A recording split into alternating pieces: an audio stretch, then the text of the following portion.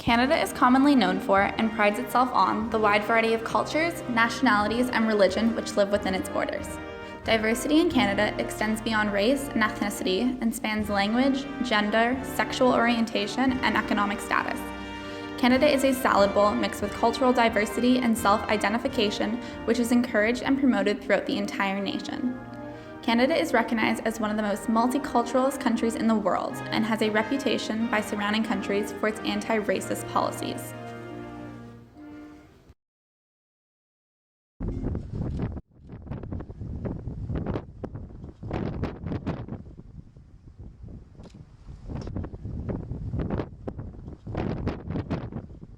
Every morning when I wake up, when I don't see my sister there or when I don't hear her voice, I feel so low, lonely without her.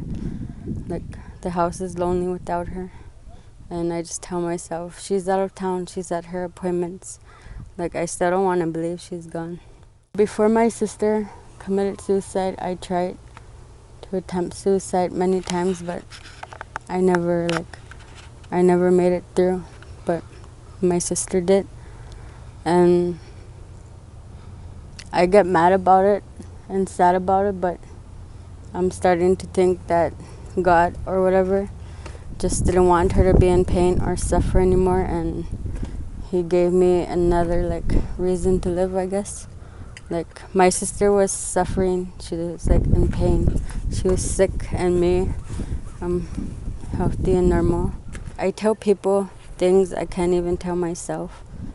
I tell them to stop doing drugs or drinking, and I tell them not to end their life. I just try to be there for them, even though I'm going through stuff myself. I still make time for them. We're not different from everybody. We're all human. And if we were white or whatever, they'd help us out right away, but we're Native. What do you know about current Indigenous issues? Not much at all. I wasn't even aware that the Indigenous people were having problems. I just heard about the suicides, but that's about it. Well, I know that there's a lot of suicide rampant in that area, but I hear about it a bit on the news, but I don't know too much about it. I know that a lot of people are facing problems in the Aboriginal community. A lot of people are starting to kill themselves due to a problem that I don't know much about. I'm not fully aware because the news doesn't always put them on, but I know that they're happening, and I know that they've been trying to shove it under the blanket. No, I don't know anything about Aboriginals. Indigenous families in Canada are living without access to clean water and face widespread impoverishment, inadequate housing, food insecurity, and ill health. Do you believe there's discrimination towards Indigenous people? Why or why not? Yes, for sure. And why?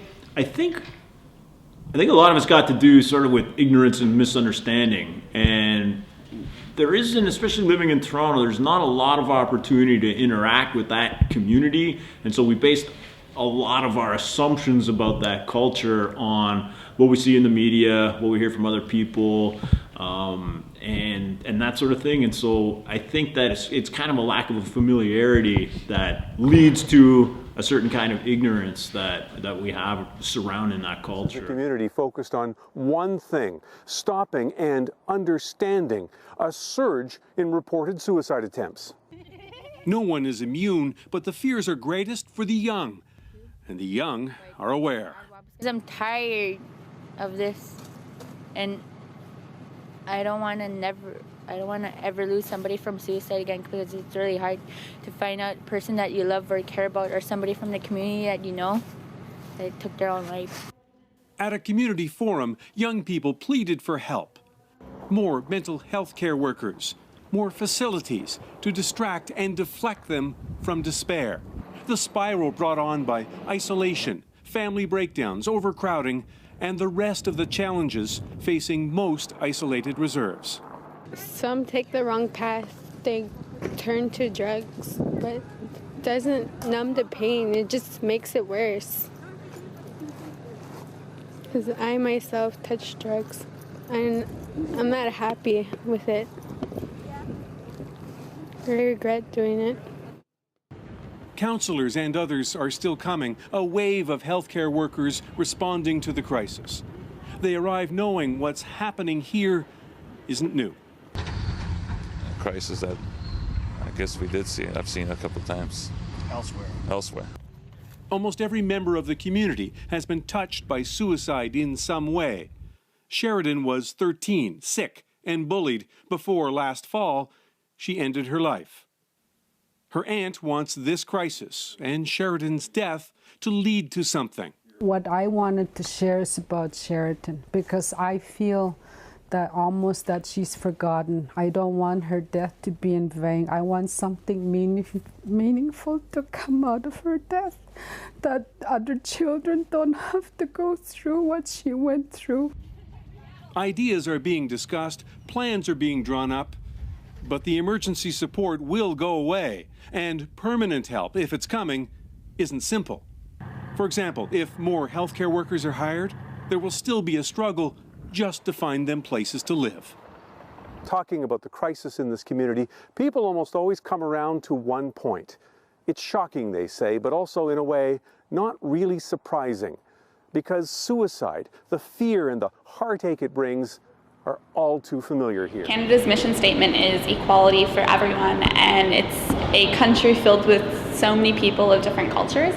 And it's said to be free of discrimination, but there's like discrimination going on right outside our doorstep for these Indigenous people who have been living here for so long.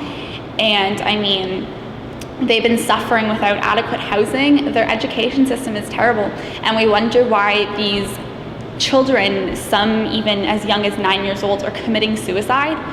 I mean, that's the only thing that caught the media's attention over, the past couple weeks, even though they've been living with these conditions basically their entire lives. I think it's more complicated than saying it's just a government issue. I think that in a lot of ways, there's a community clinging to a lifestyle that's not sustainable anymore. It's difficult, even just living where they live, for young people to feel hopeful about their futures. I think they look around and there's no industry, there's no jobs, there's no infrastructure in place, and it makes that kind of lifestyle really, really difficult. And especially I think now when they have access to social media, they have access to the internet, they see how other people are living and what other kids their own age are doing in other places in the country, and I think it makes their own situation seem probably a lot worse